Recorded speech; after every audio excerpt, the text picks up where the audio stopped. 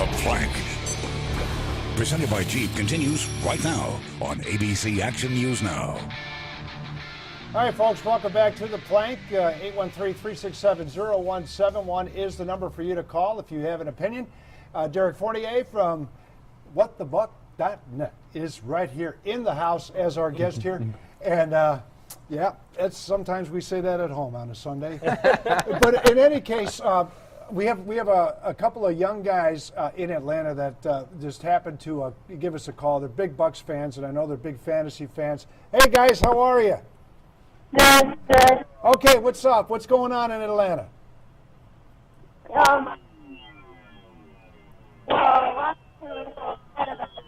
Whoa! It sounds to me like we have a phone problem. Yeah. Okay. Looks like it's on our end this time. Well, tell the little guys, tell them to call back next week, okay? We'll get that all figured out sometime. Okay? Yeah, see if you can get their question, and then maybe we can answer it for them. But obviously we're having a little difficulty with our... Did we pay the bill? I don't know if we did. Oh, the boss is around. Did we pay the bill? I just want to... You never know. You know, I just checking. I'm just happy to see someone else have technical problems. It wouldn't be a great show if you didn't have technical problems. I mean, it happens. You got to roll with it, and totally understand. It just makes it more interesting. Okay, so we're getting into the fantasy segment here. Do you play fantasy football? I have up until last year, and now I have a couple of handicaps when it comes to fantasy football because I'm a homer. I refuse to play anyone who's playing the Bucks that week, and I refuse to draft anyone in the NFC South. And once people in my fantasy leagues figure that out, my draft strategy is completely wrecked. Yeah, because then there's a good chance you probably won't even. Yeah, they'll let Roddy White sit around because I'm not going after Julio Jones. Yeah, I'm not going to touch him. Well, that's how I was because growing up, I'm originally from Cleveland, so I could never root for any Steeler fans, or Steeler players, and so if I saw like Ben Roethlisberger on the board, or if it was maybe Santonio Holmes or Hines Ward, I couldn't draft him because I can't root for them. Yeah, I know your feeling. That's a problem. It is a problem, boys. What's amazing is what it did do for me when I did play, though, and I think it's done for a lot of people, is it makes you pay attention to other teams a lot more, right? Which is fascinating, and I have to do it because of the show. I have to go scout the other team and watch their all-22s and all that other stuff because I'm a geek. But other people, you get the Red Zone Network, they're watching all these other players, and they're distracted. The in-game experience is different in the stadium because they want to keep people aware of that. It's fun. I think it's been great. I think it's been great for the sport. Well, we have a guy that we're going to be talking to here in just a little bit, Matt McGuire. He is our fantasy guru, and he knows his stuff pretty well. I mean, this guy has had some pretty good picks throughout the weeks. He even goes back in TK last week. He had a few picks, and he even shows, hey, I might have messed up on one, or I might have gone ahead and picked out a good guy, whether it's someone on the Buccaneers or not. So I don't know if you want to go take a look at that now. Yeah, let's listen to Matt right now, and let's see what he's got to say for Week 6 in the NFL. Hello, everybody, and welcome to Week 6. It was another surprising game for the Bucs offense. It looked really good. We'll talk about that Bucs offense from a fantasy football perspective going forward. We'll also talk about a couple of players who have been a little bit of a disappointment through the first 5 games of the season, a couple of guys who have been surprises through the first 5 games, and we'll talk about a few free agents that you might want to add if you've got another guy on bye week or you need to add a different player to your team. So let's start with those Bucs. What a difference Glennon makes, right? That poise in the pocket that he showed, the 2 touchdowns again, back-to-back games now.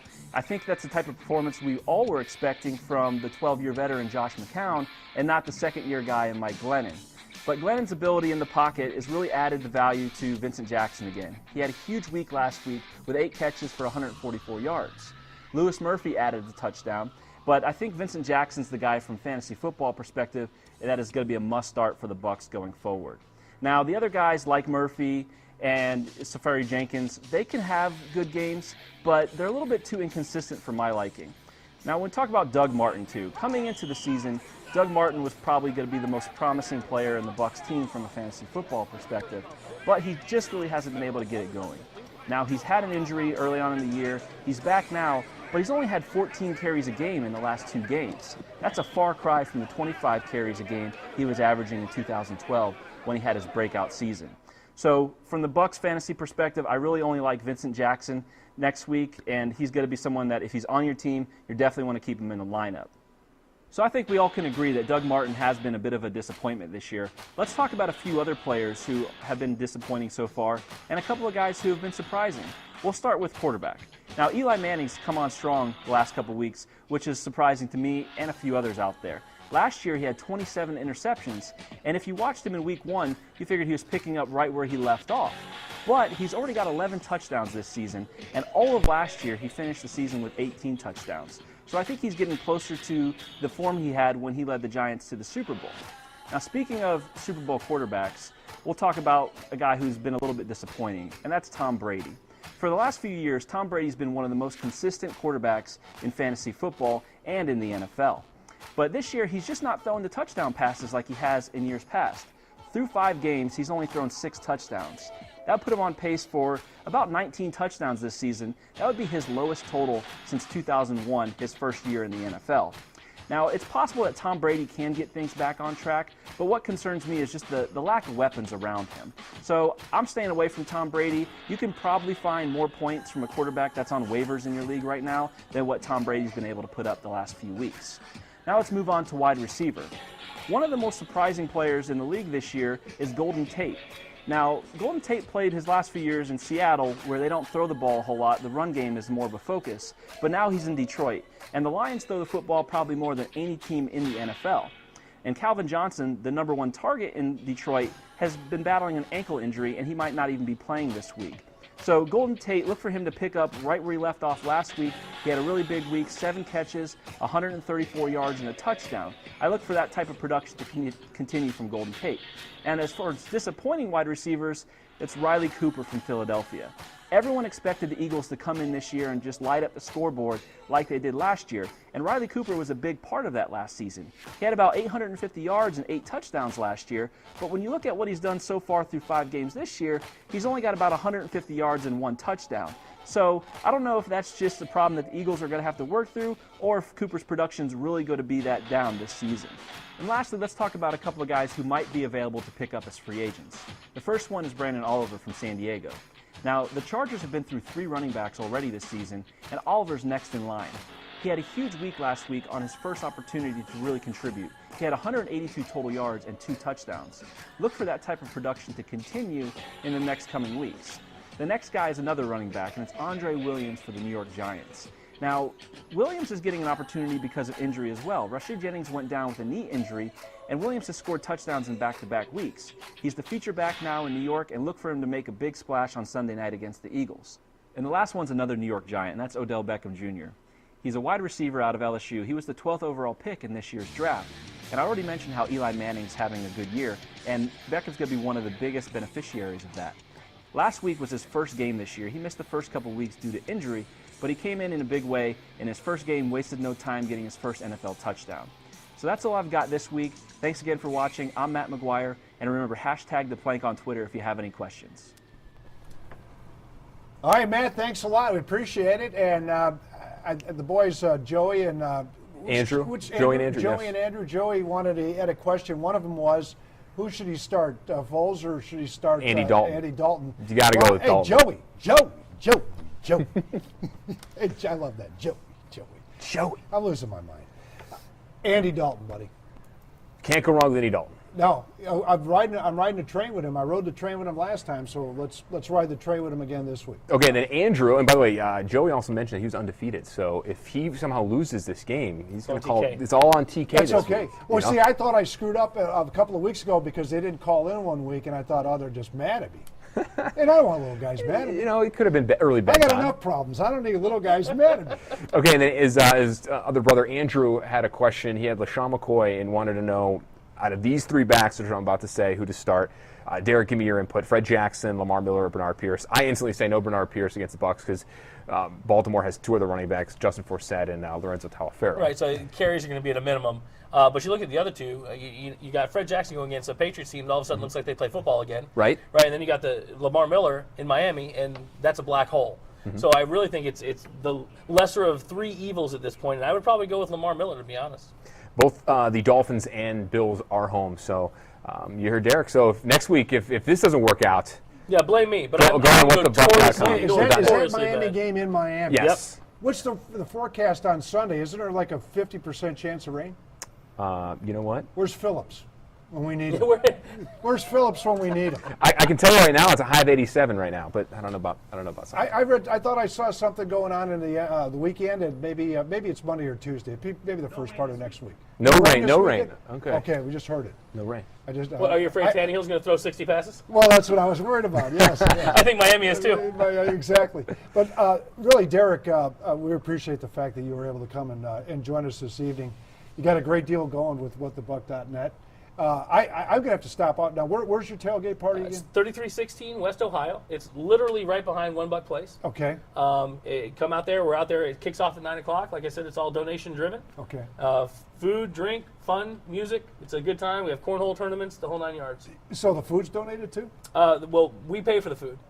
Really? We pay for we have one sponsor out of Oregon, Steakhouse Elite, that does our burgers and hot dogs. The rest of it we pay for, and then we net it out after the donations, and the rest goes to the charity of that. Okay, tailgate. great. great. But you guys don't have to pay for it. You donate what you feel is appropriate, and then you can eat and you can drink, and we have open bar, beer, sodas, waters, etc. And good for all ages, too, all family friendly. Absolutely. It's all family friendly, and it's all fan friendly, right? As long as you're well behaved and have a good time, we want you out there. Okay, we got some. We got TK's picks and we got John's picks.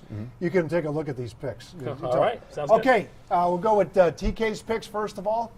We'll bring them up, and it'll be the Buccaneers against the Ravens. Look at that. Look at that. Huh, boys? What do you think, huh?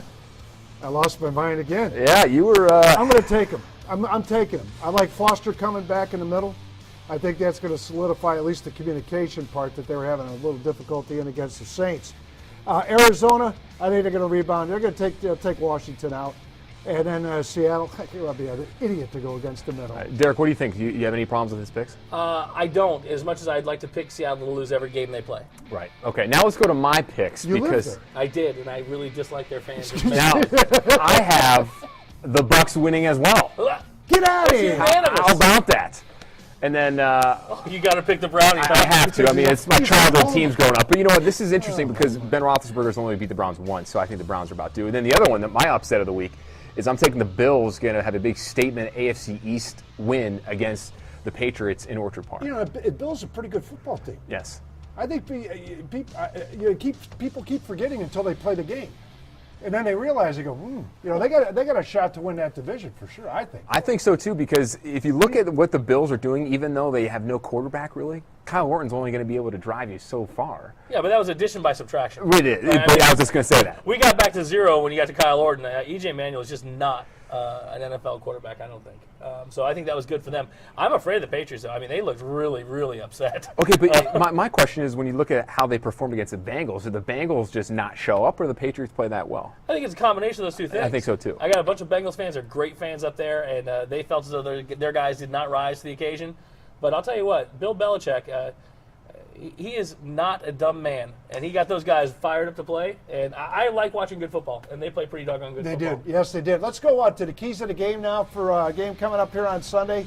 Well, what can I say? I mean, you got to have the pressure from the front four, and I want to see consistent pressure. I want to see Flacco go down. That's number one. Stevie Smith scares the hell out of me because of the fact we know what he's done with Carolina. And I think special teams. You know, it could be just, field position, whatever, maybe a nice return. Something there needs to happen in order to, I think, help this football team to get over the hump against Baltimore. Yeah, I agree. And also, you got to get away from those penalties and play fundamental football. The penalties, the thing about the penalties, you're going to have penalties. You just can't have dumb penalties. Right, yeah. The lining up in the wrong Formation position, penalties, formation penalties, yeah. motion penalties, those are ones that will cause a coach to have a cardiac arrest. I'm okay every once in a while if you hit the quarterback a little bit late. Not saying that you should, but that stuff happens. Interference, it happens. But by God, you got to know where the heck to line up. It's just ridiculous and inexcusable. Got it. Okay, well, listen, we appreciate it, Derek, for joining us Thanks here. so much for having me. John, you want to take care of this stuff? Yes, of course. And remember, we're going to be taking your calls next week, and also we're going to be taking some of your tweets as well, using our hashtag The Plank on Twitter, reaching Tom and I as well. And if you tweet us during the week, we'll save your question for next week right here on The Plank. And by the way, I won't be here next week. Rick Allman will be sitting in for me from the Tampa Bay Times. Derek, don't be a stranger. Really enjoyed it, man. Loved it. Thanks so much. Thank you you. got a good Derek, guy coming thanks so in. much, Always man. does a great Good job. luck to you at whatthebuck.net. Thanks so much, guys. All right, folks, thanks a lot for joining us. Until next Thursday here on The Plank, have yourself a great week. Good night.